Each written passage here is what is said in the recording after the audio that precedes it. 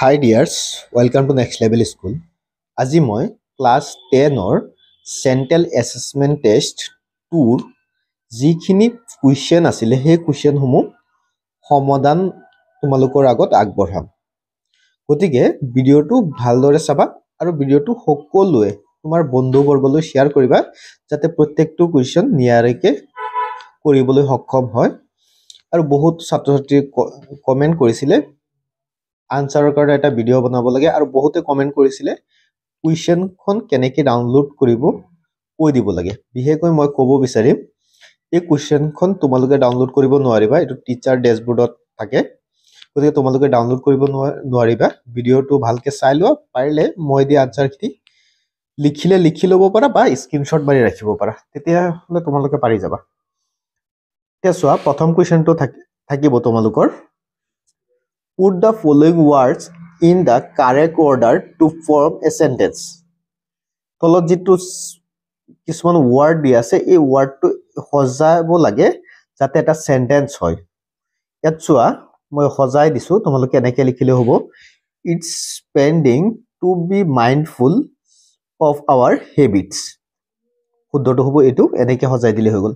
তাৰ পিছত নাম্বাৰ 2 টো আছে স্পিক দ্য ফলোইং সেন্টেন্স। এই সেন্টেন্সটো তোমালোকে ক'ব লাগিব, তোমালোকে এনেদৰে ক'বা I am working on making a smart chatbot। ঠিক আছে, তাৰ পিছত 3 নম্বৰটো চোৱা সিলেক্ট দ্য কাৰেক্ট মিনিং। ইয়াত শুদ্ধ অৰ্থটো বাছি উলিয়াব লাগে। ইয়াত শুদ্ধটো হ'ব চেক আউট। চেক আউটৰ শুদ্ধ অৰ্থটো বাছি উলিয়াব লাগে। গ'ত আছে এন্টাৰ এ হোটেল আছে, ইয়াৰ শুদ্ধটো হ'ব অপশ্যন সি হ'ব এক্সামিন সামথিং। ঠিক আছে, তাৰ পিছত যদি আমি চাওঁ কুৱেশ্যন নং 4 টো আছে what did you here.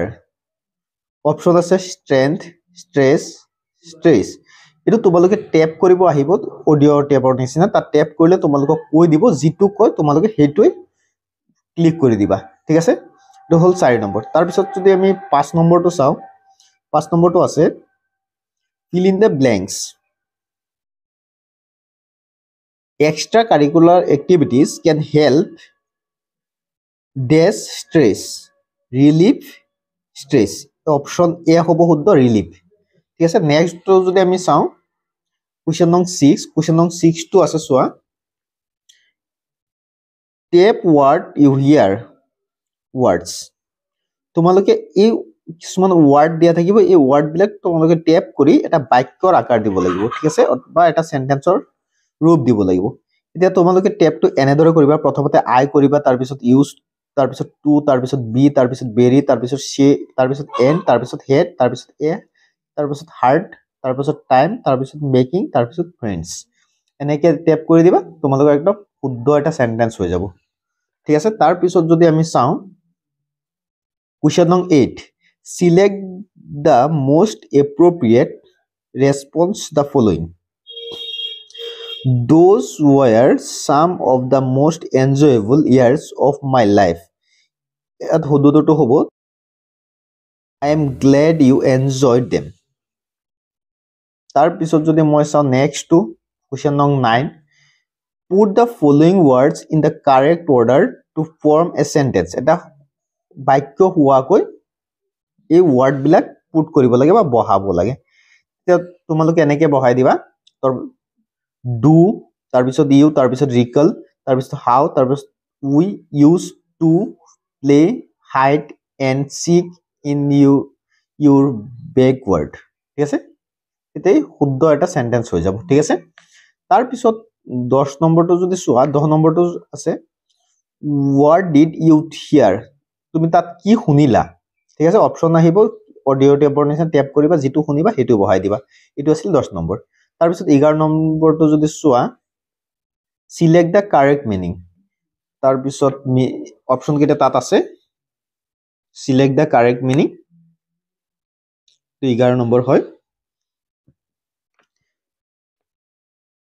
Pictures কোৱা, অপশ্যন আছে প্লেইন, চাৰ্মিংলি, এট্ৰাক্টিভ, মুন্ডান। ইয়াত শুদ্ধটো হ'ব option B.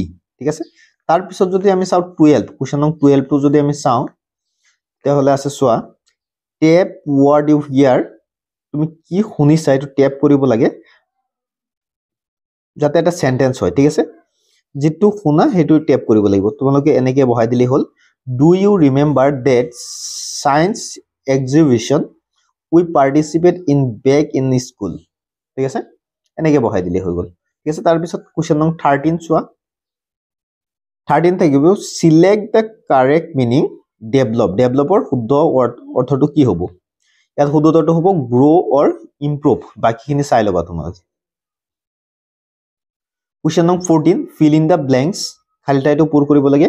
We spend weeks researching and খালি ঠাই আছে, dash আছে, option থাকিব playing, sleeping.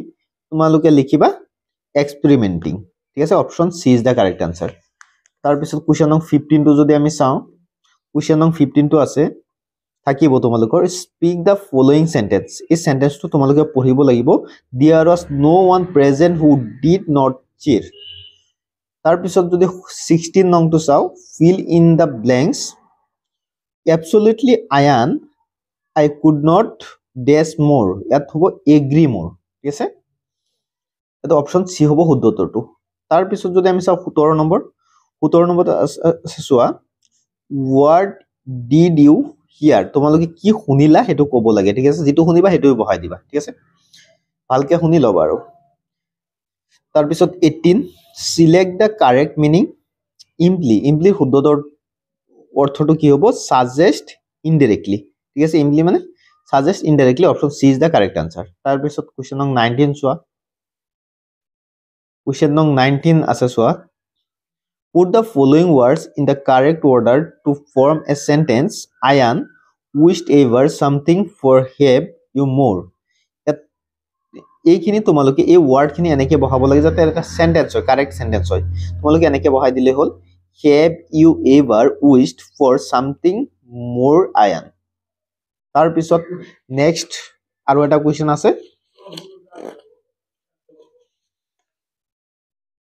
কোৱেশ্চন নং 20 speak the following sentence এই সেন্টেন্সটো তোমালোকে ক'ব লাগিব they decided to participate এনেকে কৈ দিলে হৈ গল এইখিনি আছিল আজিৰ ভিডিওটো থুলমলকৈ ভিডিওটো চাই যদি ভাল পালা তেতিয়ালে লাইক শেয়াৰ এন্ড সাবস্ক্ৰাইব কৰি ৰাখিবা বিশেষকৈ মই ৰিকুৱেষ্ট কৰিম সকলো ছাত্ৰ ছাত্ৰী লৈ তোমালোকে এই ভিডিওটো শেয়াৰ কৰিবা যাতে সকলোৱে এক্সামটো ধুনিয়াকৈ দিব পাৰে শুদ্ধভাৱে এইখিনি আছিল আজিৰ ভিডিওটো থ্যাংক ইউ